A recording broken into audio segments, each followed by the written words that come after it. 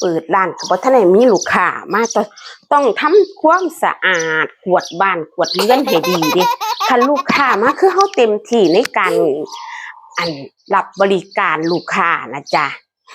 เป็นจังซั่นล่ะคันบ่นั้นคันบ่งามนี่ก็บ่รับแขกเด้บ่รับลูกค้าเลยเจ้าบ่แม่นแขกคือลูกค้าเฮาสิมาตัดผมนะจ๊ะสร้างตัดผมคือเก่าล่ะจ้า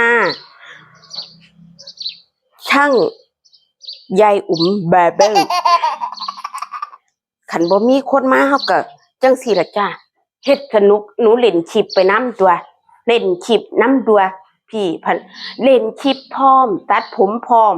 คันบ่นั้นเฮ็ดอาชีพเดียวบ่ได้กินเด้จ้าเฮ็ดอาชีพเดียวบ่ได้กินต้องเฮ็ดหลายๆอาชีพคนเฮาน่ะจะเฮ็ดอันเดียวเด้อจ้ะเด้อบ่ทันกินดอกสมัยซุมื้อนี้อีหยังเจ้าเห็นบ่ย่างไปตลาดเงิน1,000บ่ได้หยังเด้อ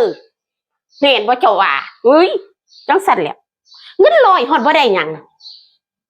ซุมื้อผงชูรสมันถึงห่อละ100แล้วซุมื้อนี้เว้ยเอ้ามาหยังนะจ้ามาหยังเอ้า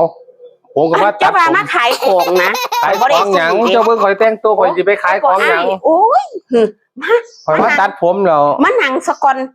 ข่อยยังเว้าอยู่เดี๋ยวนี้เนาะอีหยังก็แพงแม่นบ่เจ้าว่ามันก็แพงเบิดนั่นล่ะอันนางท่าหนูจะเข้าก่อนอัน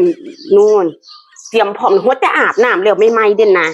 หัวแต่อาบน้ำแล้วหัวแต่นี่แหละก็มากวดมาหยังเลยค่ะต้อนรับลูกค้าเข้าร้านอาบน้ำแล้วเจ้าสิมาบอกข่อยเฮ็ดหยังบ่แม่นสิบอกข่อยเป็นคนเรียบร้อยไว้ก่อนถ้าลูกค้ามารับลูกค้ารับข่อยย่างผ่านมาร้านนั้นเพิ่นว่าเพิ่นบ่ทันอาบน้ำพะนะข่อยก็เลยเห็นร้านเจ้าข่อยก็เลยมาหาเจ้าตอนนี้เด้อเนี่ยโอ้ยบ่คนเฮาบ่ได้ง่ายๆนะพี่อันนั้นคือว่าเขาน่ะบ่มีความรับผิดชอบเด้พี่หนูตื่นขึ้นมาหนูอาบน้ำทาแป้งหอมห่วยๆพุ่นเด้บ่ได้ดิผัวหนูว่าคันไม่ทำความสะอาดร่างกายไม่ดีนะเธอว่างั้นเพราะเป็นซางนะพี่นะแม่นเดี๋ยวมันสิมีกินเนาะแม่นอุ้ยเฮ็ดบ่ได้เดี๋ยวเฮาต้องอยู่ใกล้ที่ลูกค้าแม่จ้าพี่พี่ว่าคือหนูบ่สั่นแม่นครับแม่นเดี๋ยวรอหนูแป๊บนึงหนูไปเอาเครื่องใหม่เครื่องมือหนูก่อนมืออาชีพได้หนูเนี่ยคันบ่แม่ได้จะตื่นขึ้นมาสิเฮ็ดอูอยู่อันหยังหนูบ่เฮ็ดเด้หนูต้องแต่งตัวสะอาดพุ่นแล้วอุ้ยหนูเดี๋ยวหนูไปเอาเครื่องมือก่อนเด้ออ้ายโอ้หายเลยส่วนสิได้ตัดผมจะเว้าอีหยังให้กูฟังแน่เนาะสร้างแล้วได้บ่อันเจ้าว่าเอายับไปอีกนิดนึงจ้ะพี่ยับไปอีกนิดนึงโอ้ยนั่งลงนั่งเที่ยงตรงน่ะมันนั่งเที่ยงบ่ได้ตัวบริการก็ขาหักขาลั่นหมดแล้วโอ้ยเจ้าก็เลยเนาะเพราะหนูสิซื้อใหม่อยู่เนาะมันหนูสิซื้อหมู่ปรับเองน่ะอันหนูว่าสิซื้อหมู่นอนเลยให้นอนตัดเลยน่ะข่อยล้มลงนี่เจ้าสิเฮ็ดจังได๋ไผสิรับผิดชอบข่อยเจ้าก็เลยเนาะจะแม่นเว้าคือค่ะโอ้ยบริการลูกค้ากับบริการดีๆแม่ตัดจักหน่อยก่อน